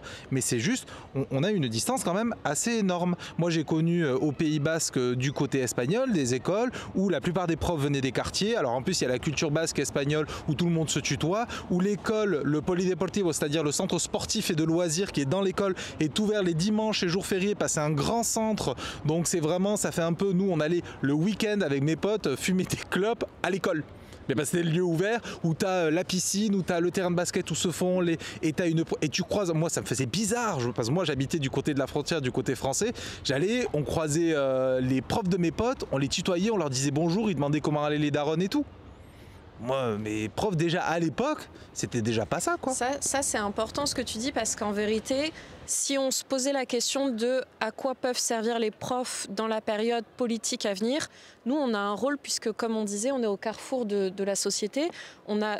Les parents de nos élèves sont les travailleurs dans plein d'industries différentes, dans plein de secteurs différents. Bon, parfois, ils sont aussi sans emploi, mais en vérité, on pourrait avoir un rôle très, très important d'un point de vue militant en pouvant discuter avec toutes ces personnes. Moi, dans le 93, on faisait ça. On faisait des AG de quartier, qui étaient des AG très, très bien, avec des parents d'élèves, et on discutait beaucoup de ça, de quel type d'éducation il faudrait avoir, même d'interrogations qu'ils avaient, par exemple, sur la question de l'EVARS, où les parents étaient très inquiets. Et en fait, quand on leur expliquait ce qu'on allait faire en cours, ils étaient complètement rassurés, et même ils avaient envie de participer à nos cours. Est-ce que tu peux préciser les VARS pour ceux qui ne savent pas l'éducation à la vie sexuelle et affective. Mais non, mais du coup, oui, c'est intéressant, parce que ce rôle, entre guillemets, enfin, vous voyez que nous, on peut poser la question d'un point de vue plus militant. C'est-à-dire que, oui, un travailleur d'industrie, il peut bloquer sa boîte. Bon, nous, notre employeur, c'est l'institution. Il y a deux choses un peu qu'on peut faire. La première, oui, c'est qu'on peut réfléchir à est-ce qu'on est d'accord ou pas pour continuer à véhiculer l'idéologie d'État. Ça se questionne. Enfin, je veux dire, ça serait bien même que ça se questionne plus. À quel point on accepte d'être ces relais-là, on le disait sur le patriotisme, mais de certaines valeurs. À l'école, on n'apprend jamais les grandes histoires de lutte, les révolutions, on n'apprend pas à s'auto-organiser. Ça serait pourtant des apprentissages très intéressants, mais ça dit beaucoup sur c'est une école de classe, en définitive. Et l'autre rôle qu'on peut jouer, autre que idéologique, c'est aussi ce rôle d'être au carrefour de la société, d'avoir accès à plein de parents et de plein d'élèves, parce que des fois, nos élèves sont des interlocuteurs politiques très intéressants, surtout quand ils sont en lycée, quand ils grandissent, etc. Et qui se mobilisent, par exemple, sur la question palestinienne.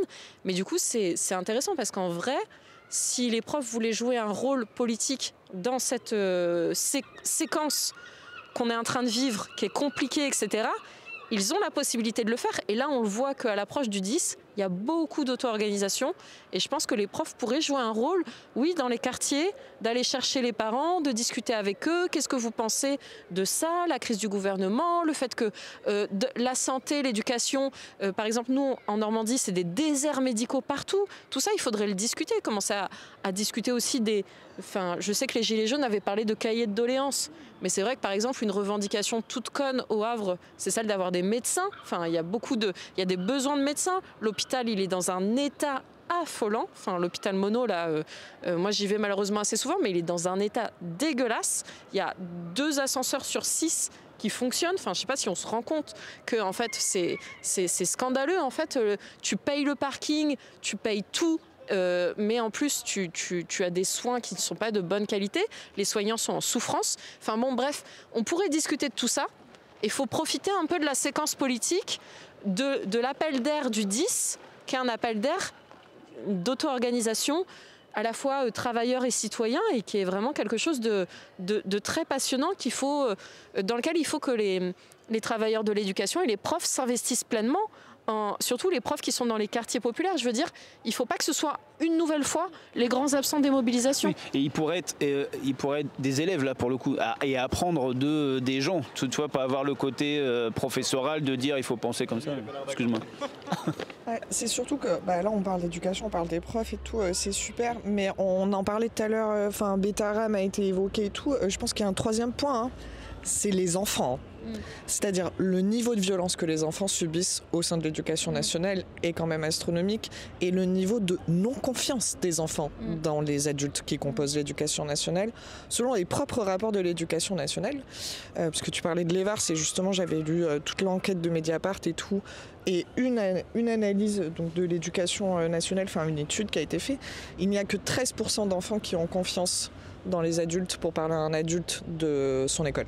Donc ça veut dire que vos principaux interlocuteurs n'ont pas confiance en vous et ne vous parleront pas. Après, nous, on n'est pas un corps homogène, encore une fois. Non, mais le corps, en fait, c'est pas très important quand ton métier et ton interaction, c'est avec les enfants de 3 à 16, et que ça n'est jamais un sujet dans les... Enfin, l'enfance n'est pas un sujet politique en soi. Les enfants ne sont pas un sujet politique en soi. Et je trouve ça très inquiétant dans le corps enseignant que ça se retrouve aussi, comme on peut le retrouver au niveau de... Et que ça se voit aussi, puisqu'on parlait des hôpitaux et tout. Mais l'ASE, c'est une catastrophe. Les enfants sont en train de vivre des situations qui sont absolument délirantes. Et n'ont donc pas d'adultes. Le monde adulte ne réfléchit pas à eux. On les forme à être des ouvriers, à être des soldats, à être... mais eux, en tant que tels, n'existent pas et ne sont pas réfléchis. Et par exemple, Betaram, nous, on vient du sud-ouest. C'est un truc qui est assez vérifié. Betaram, ça se sait depuis 60 ans. Enfin, tout le monde sait que Betaram, que l'enfant se fait défoncer à Betaram. Enfin, je veux dire, non seulement c'est pas un secret au niveau de l'État, donc ça, voilà, mais c'est une chose, une menace que tout enfant du Sud-Ouest a entendu dans sa vie. Si tu continues comme ça, tu vas aller à Betaram et puis tu vas voir, tu vas reprendre cher. Mais c'est, enfin, et je trouve ça. En tant que parent d'élève, je trouve ça vraiment très inquiétant et très violent. Parce que par exemple, c'est pareil, nous, notre marge de manœuvre, moi je sais, il y a des profs que vraiment je peux pas. Par contre, ce que je sais, c'est que c'est pas moi qui vais y être, c'est ma fille. Bah ouais. Et que s'il décide de lui pourrir son année, il va lui pourrir son année. Et qu'en plus, c'est un fonctionnaire. Donc le pire, du pire qui peut lui arriver, c'est être déplacé. Et encore. Et ça, je trouve que c'est aussi un des 3, tu vois, sur les points que tu évoquais, je pense que c'est un point aussi fondamental, et notamment pour recréer du lien, parce que la défiance des élèves et des parents vis-à-vis des profs, c'est ça aussi. C'est à quel point leurs enfants ne comptent pas, et à quel point ils vont y passer la majorité de leur temps. Concrètement, matériellement, nos enfants passent plus de temps avec leurs profs qu'avec nous, enfin, du moins sur le temps scolaire. Et qui peut s'y passer des dingueries sans qu'on ait vraiment de capacité d'action. Sur la considération des élèves, effectivement, au sein de l'éducation nationale par les professeurs directement. Moi, il y a 2 choses sur lesquelles je voudrais essayer de développer. La première, c'est déjà... ouais, toujours des actions.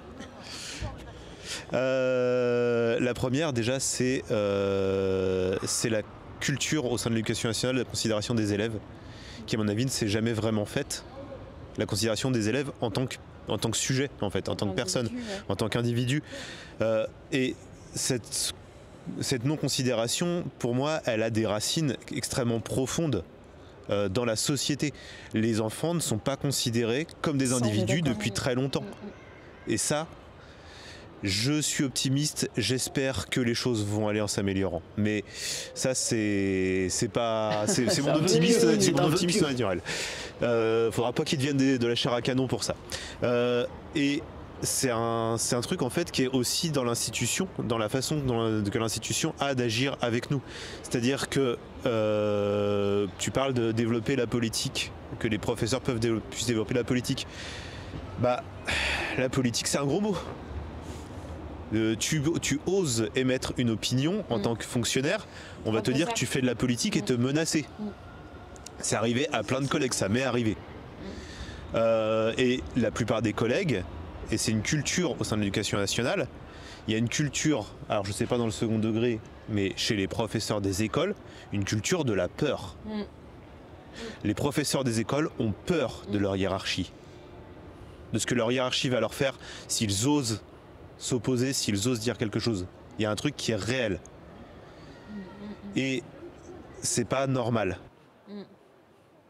Mais ça, c'est beaucoup Blanquer qui, avec le devoir de réserve et tout, a remis ça, cette peur sur la table. En vérité, la répression, moi je viens du 93 dans laquelle il y a eu beaucoup de situations de répression parce qu'il y avait beaucoup de profs militants.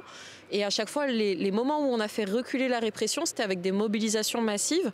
Mais le problème, c'est encore ça, c'est-à-dire que comment on fait changer la peur de camp si on ne se mobilise pas massivement et si on ne met pas des freins collectifs à ça, on reste, des individus tout seuls qui gueulent et tout.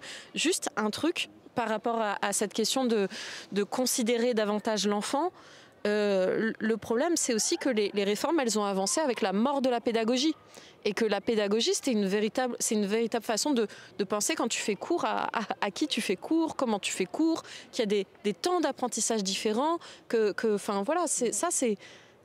moi, je viens plus de là, quoi. C'est-à-dire que ça m'intéresse beaucoup, même d'apprendre par la pratique, d'apprendre par la réflexion et comment s'accapare chaque élève les questionnements qu'on est en train d'avoir en cours. Mais ça, la pédagogie, ils nous ont fait la guerre à la pédagogie. Et la vérité, c'est que les rentrées scolaires aujourd'hui, c'est des rentrées punitivistes. C'est-à-dire que pendant 2 heures, on fait une discussion sur comment on exclut un élève de cours, comment on met des mots pour les parents dans son carnet liaison, où est l'AED, le CPE référent, si jamais il y en a un qui est relou. Et en fait, on vous dit même, la famille machin, ils sont encore là. Parce qu'en fait, c'est des trucs de fratrie et tout. Vous imaginez que nous, on fait des rentrées scolaires, c'est l'ère du punitivisme. Et en fait, ça, il faut le voir aussi comme un truc politique, c'est-à-dire qu'ils ont mis les profs en guerre face aux élèves.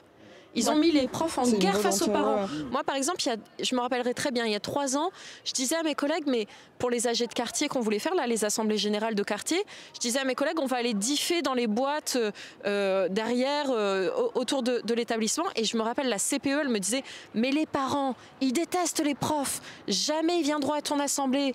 Et en fait, si, ils sont venus. Et en plus, ils étaient contents de venir. Les parents, ils venaient avec des gâteaux aux assemblées.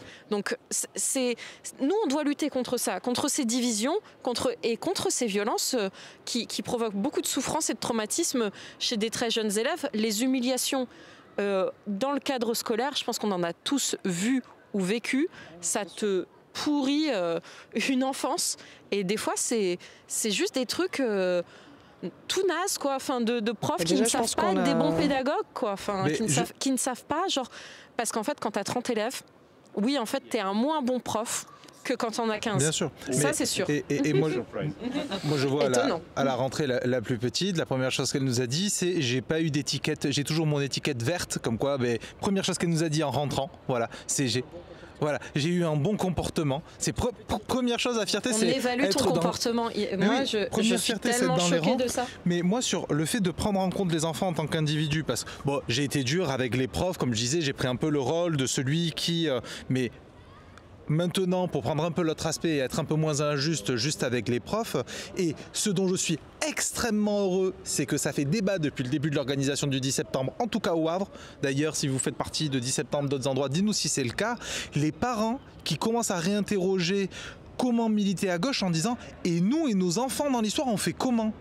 D'ailleurs il y a eu un petit accrochage hier sur la question d'une personne qui a dit oui mais nous il y a 30 ans on allait avec les enfants aux manifs et au piquet de grève, on disait ouais mais vous il y a 30 ans les flashballs ça n'existait pas dans les manifs, donc vous êtes gentils mais la précarité entre celle d'il y a 30 ans et aujourd'hui des parents n'est pas la même, les moyens de pouvoir se mobiliser etc. Et aujourd'hui, et moi je pense que sur le regard libéral qu'on a eu sur beaucoup de luttes, notamment moi je pense qu'on a fait une erreur et sur ça il y a des personnes comme Françoise Vergès ou autres qui en parlent très bien, l'émancipation par le fait d'éjecter l'enfant. Pour moi, c'était une grande erreur qu'on a eue à gauche, c'est-à-dire l'enfant n'est que charge, et attention, je ne dis pas qu'il ne faut pas réinterroger, au contraire, il faut mettre au cœur le fait que l'enfant n'est qu'une charge que pour la femme, mais par contre, on a vu l'enfant que comme une charge. Et l'enfant a été, en tant qu'objet, comment s'émanciper avec l'enfant, ça a été d'éjecter la charge. Et on se retrouve aujourd'hui dans les milieux de gauche, où quand on arrive avec un enfant, le fait de collectiviser, le fait qu'il y ait des enfants dans des lieux, moi qui ai vécu, nous on a vécu dans des lieux où les enfants étaient plutôt collectivisés dans un... Non, les enfants n'étaient pas collectivisés. C'était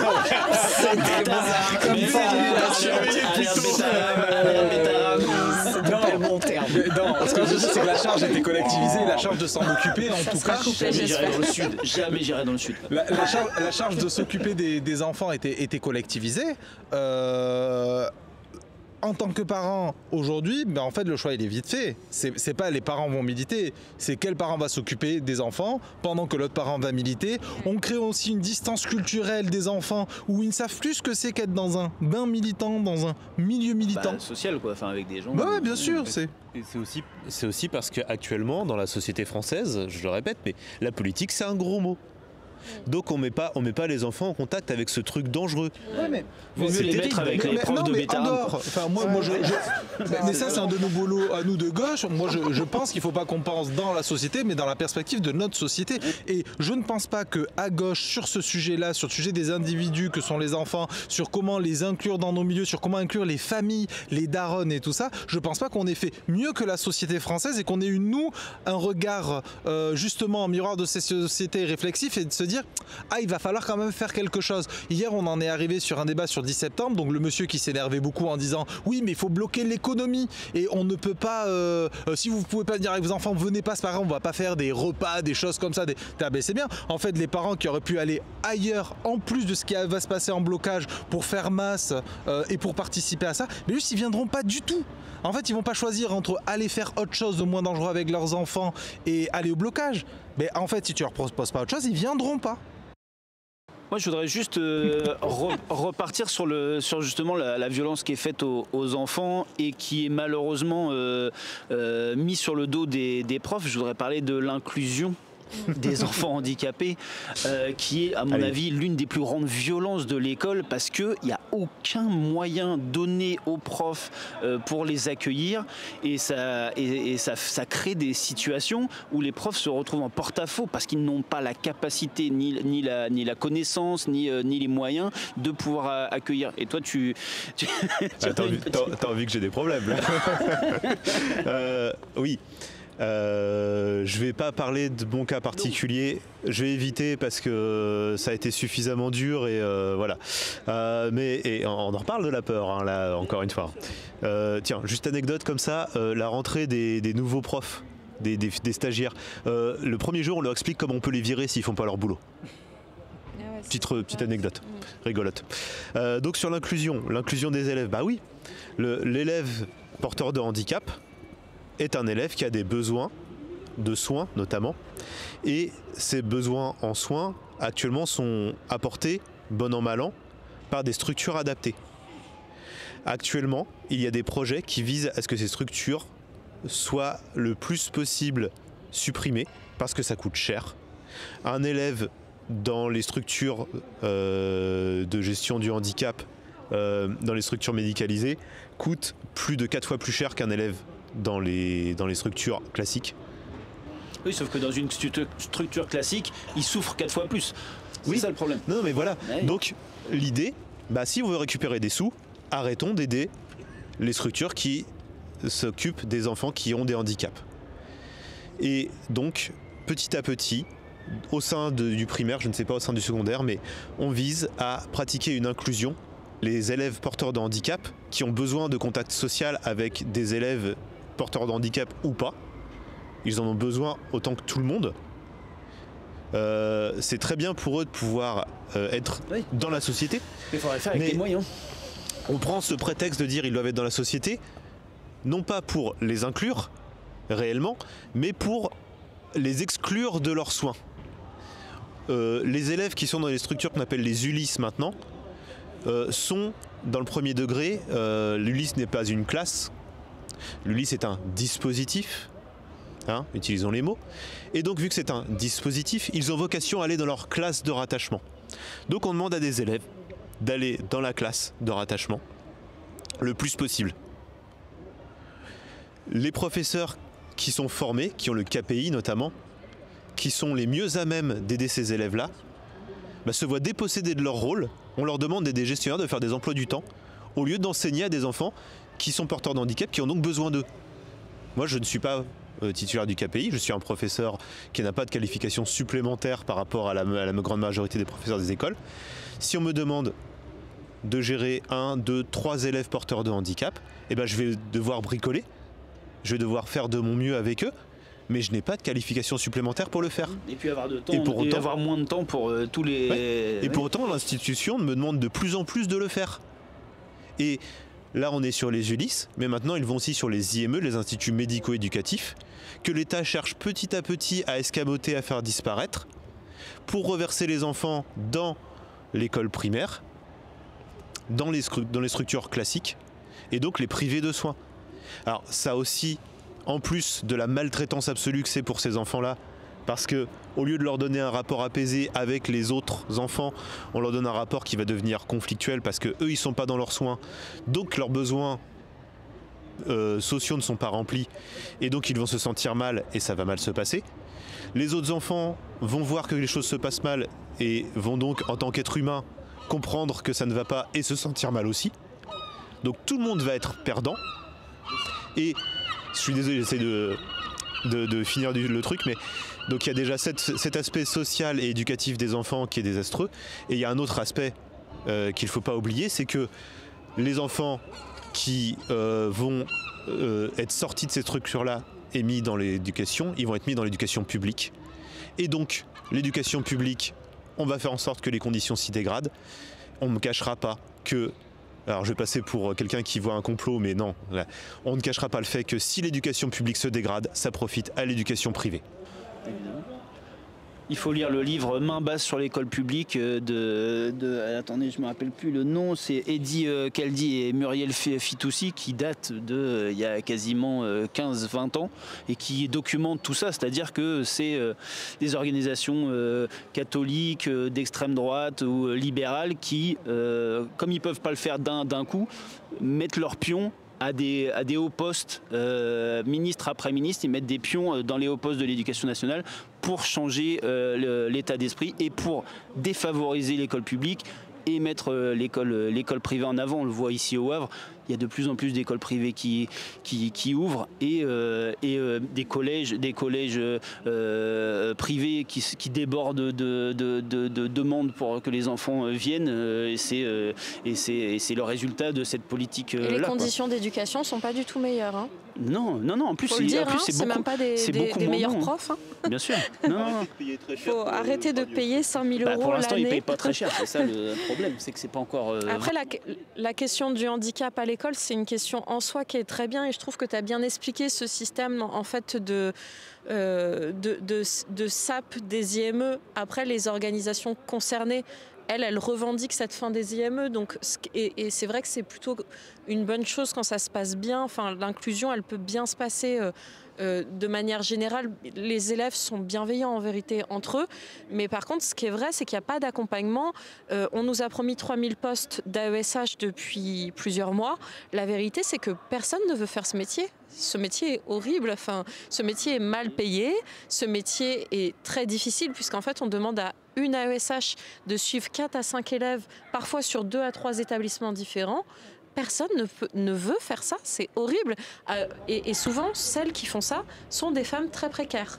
Et c'est pour ça que leur lutte est d'autant plus exemplaire. D'ailleurs, sur la question, n'hésitez pas à aller regarder la vidéo qu'on a fait avec Marion et Julie du collectif AESH du coin qui essaye de se structurer justement et qui parle de l'ensemble de ces situations-là. Ça va être pas mal intéressant. Ouais. Mais d'ailleurs, moi, c'est une question que je me pose depuis quelques temps, c'est comment se fait-il qu'on ait un... Alors, c'est très bien qu'elle le fasse, hein, mais comment se fait-il qu'on ait un collectif AESH ? Pourquoi, et on en revient à ce qu'on disait tout à l'heure, pourquoi ces personnes ont besoin de se fonder en collectif alors qu'il existe des syndicats, et notamment des syndicats, les syndicats de l'éducation nationale couvrent tous les métiers de l'éducation nationale. Elles devraient pouvoir être défendues par des syndicats, au moins par un syndicat. Non, mais moi je trouve que l'inclusion, c'est vraiment typiquement ce que tu disais tout à l'heure, un sujet qui pourrait permettre aux parents d'enfants porteurs de handicap, aux parents d'enfants qui voient que dans leur classe, le fait que l'inclusion soit mal faite pénalise leurs élèves. Les profs, les AESH, ça pourrait être vraiment une convergence de lutte qui pourrait permettre, si tout le monde s'y mettait, de faire péter le truc et d'élargir. Il y a un problème dans la convergence de lutte à propos de l'inclusion. Dont il va falloir être conscient et qui est désastreux, c'est que les syndicats enseignants ne sont pas d'accord sur l'inclusion et sur... Tu dis ça parce que t'es à FO. Ouais. mais c'est vrai, on n'a pas la même position et on n'arrive pas à se mettre d'accord. Et c'est parce qu'on n'a pas la même façon de voir. En fait, beaucoup de syndicats et je suis pas là pour jeter des pierres aux gens parce que sont bien scellés. Mais beaucoup de syndicats nous disent que le problème de l'inclusion, c'est les moyens. On inclut les élèves, mais sans moyens. On est sur une logique qui est différente, de dire que la plupart du temps, l'inclusion est mal amenée et que déjà, il faudrait commencer par ne pas pratiquer l'inclusion systématique, mais commencer par réfléchir à quel est le projet d'inclusion avant de la commencer et avant de parler des moyens. Voilà. Donc, nous, on parle d'inclusion systématique et forcée dans ce qui se pratique actuellement. Non, c'est pas pareil. Ça veut dire que tu gardes les IME fonctionnels et que tu n'inclus pas les élèves dans les établissements normaux. Après, pour moi, ça revient un petit peu au débat qu'on avait tout à l'heure sur la question du pouvoir et aussi de à quel point le pouvoir est décentralisé et déstructuré. C'est que de toute façon... moi j'ai une réponse très simple de pourquoi les AESH doivent s'organiser. Alors je sais que tu poses pas la question, que toi aussi tu le sais, hein, mais pourquoi ? Parce que les syndicats n'en ont rien eu à foutre. Parce que les profs, ça concerne, parce que je redis ce que je disais tout à l'heure, ça concernait pas le salaire des profs, ça concernait pas les conditions de travail des profs. Les AESH, elles prenaient cher, mais comme les profs n'en ont rien à foutre des cantinières, comme les profs n'en ont rien à foutre des femmes de ménage. Pas tous, hein. Non, pas tous. Je parle du corps, et je parle du corps en tant que personne fâchée ces dernières années, parce que je réfléchis un peu le sujet, t'en fais pas. Évidemment, pas tous. Sinon, vous aurez pas invité d'ailleurs. Non, mais en plus, moi vraiment, je milite dans chacun de mes établissements pour que les salles des profs deviennent des salles des personnels, parce qu'en fait, les meilleurs moments que j'ai eu ces dernières années, c'était les mercredis matins, où en fait j'avais justement les agentes qui venaient le mercredi matin pendant leur pause. C'était le seul jour qu'elles avaient de libre et on discutait de tout et franchement c'était incroyable. Enfin vraiment c'était mes meilleurs moments dans la semaine. C'était le mercredi matin avec les agentes, les AESH et c'est aussi là où il y avait le moins de profs. Et la salle des profs devenait une salle des personnels et je pense que tout le monde devrait militer pour ça. C'est absolument anormal qu'en fait les travailleurs ne puissent pas se trouver dans le même lieu pour discuter, pour élaborer les conditions de travail des personnels de municipaux dans les écoles, on pourra en parler aussi des heures. C'est hallucinant. Justement, je rebondis sur ça de pourquoi fragmentation, etc. Moi je pense que plus qu'une question d'inclusion, enfin l'inclusion est importante en tant que question, mais avant cette question, moi je vois une question plus importante qui est celle du pouvoir qu'ont les parents, les profs et les élèves sur les lieux qu'ils habitent. Moi j'ai connu une époque où il était tout à fait normal que le soir l'école soit ouverte pour des associations, pour des lits de quartier. Les cantiniata étaient affiliés à l'école elle-même, donc les élèves les croisaient, sentaient l'odeur des cuisines qui se faisaient au sein de l'établissement même. Moi j'ai connu l'époque des punitions où on t'envoyait nettoyer avec la dame que tu connaissais parce que tu l'as. Ça peut se faire encore si tu veux. Ouais, ça peut se faire, mais c'est pas le même rapport à cette Dans dame. le service civique d'Édouard Philippe. C'est pas le même rapport à cette dame-là qui avait des conditions de travail qui étaient complètement différentes et qui vivait et dans le quartier et dans la ville. Bref, et je veux pas faire. Il y a certains profs qui n'ont même pas les clés de leur école. Ah oui, moi j'ai pas les clés de mon école. Voilà, mais on a deux profs qui n'ont pas les clés de leur école. Je trouve ça fou. Mais non, c'est hallucinant. C'est fou. Mais c'est en ça que c'est la partie c'est la question du pouvoir. Et moi je pense de toute façon qu'il faudra, et c'était déjà prévu, on en a parlé il y a quelques semaines de ça avec Julie du collectif AESH, moi j'aimerais bien qu'on fasse un épisode sur l'éducation, mais avec toutes les personnes qu'on n'interroge pas d'études, les AESH, les personnes AED, justement, les AED, les cantinières, cantinières, etc. Moi je pense que voilà. Et notamment, ce qu'il faut savoir, c'est qu'au Havre, par exemple, tout ce qui est animateurs qui vont prendre en charge les enfants, donc soit dans le temps périscolaire, soit sur le temps de la cantine, soit centre de loisirs et tout, ils ne sont plus rattachés à une école, ils sont rattachés donc au PNP. Et en fait, c'est en début de semaine, on leur dit t'es dans telle école, tu fais tel poste et tu vas faire. Donc il y a une rupture du lien que même peuvent créer les agents entre eux qui sont des agents municipaux et en plus pour la plupart contractuels, donc qui bénéficient même pas du statut de la fonction publique territoriale et des enseignants, enfin et des membres, puisque de toute façon en début de semaine tu sais pas dans quel établissement tu vas être, quels vont être tes enfants et tes collègues. Et ça encore, c'est quand c'est pas dans certaines écoles, c'est même un recours au privé. Voilà, c'est ce que je trouve scandaleux. Il y a certaines écoles du Havre où l'animation du périscolaire est assurée par du privé. Donc c'est même pas le pôle du Havre. Et on en est où? Là, je vais justement commencer à clôturer pour des questions de lumière, de batterie, d'heures de froid. Mais de toute façon, moi, ce que je vous propose, je pense fasse une deuxième partie. Mais alors, c'est très marrant parce qu'à chaque fois avec Alexis qu'on fait une émission, on finit par. Il faudra qu'on fasse une deuxième partie. Donc, il n'y a pas de souci. On va évidemment faire même plus qu'une deuxième partie. De toute façon, le Faucon d'Ancos, c'est ce qu'on veut en faire quelque chose qui permet de converser toute l'année sur des sujets. À l'éducation, vous allez avoir à un moment donné aussi des actualités bouillantes qui vont ressortir dans l'année. Ça sera l'occasion d'en faire aussi, pendant des mouvements aussi sociaux qu'il pourrait y avoir dans l'éducation nationale. On appelle les gens à essayer aussi de converger, de se parler, les familles, il y a les une parents. crise politique sans précédent avec des possibilités de lutte importantes. Voilà. On a un gouvernement qui va tomber dans les jours à venir. Les gens sont en train de se... Non mais c'est pas pour... Mais en fait, le gouvernement est très fébrile. Enfin, il faut qu'on le voit. Et du coup, il faut vraiment pouvoir discuter de ces choses-là. Pardon, je suis accrochée à mon truc. T'as raison de parler. Non mais vous avez vu là les appels actuels qu'il y a de la part de certains ministères, notamment du ministère de l'Intérieur, sur le 10. Ça, on en parle lundi soir à l'apéro, sinon on va se relancer. Et voilà, je fais un teasing court. Lundi soir, il y a le pot de départ de Bayrou. Justement, on fera une émission spéciale de Bayrou dégage. On va pouvoir parler. Bye Bayrou. Mais non, on va le faire à la mairie, justement, avec la petite manif et tout. Donc, ça sera l'occasion, si vous êtes là, de venir parler de l'occasion, de venir parler de la situation et de tout ça. Là, lumière, batterie et tout, on va plus rien avoir. Ça serait dommage que ça se coupe. Du coup, juste comme ça, est-ce que vous savez comment on fait disparaître un Bayrou? Non. Bétaram. Mais en tout cas, je vous remercie beaucoup d'être venus à tous.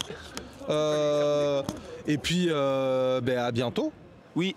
Abonnez-vous, mettez des commentaires, dites-vous tout ça. De toute façon, je vais le faire maintenant parce qu'on l'a pas fait au début. Il faut que ça apparaisse au début pour les gens qui en auront déjà marre là, qui donnent de l'argent et tout ça. Allez. On se retrouve très bientôt.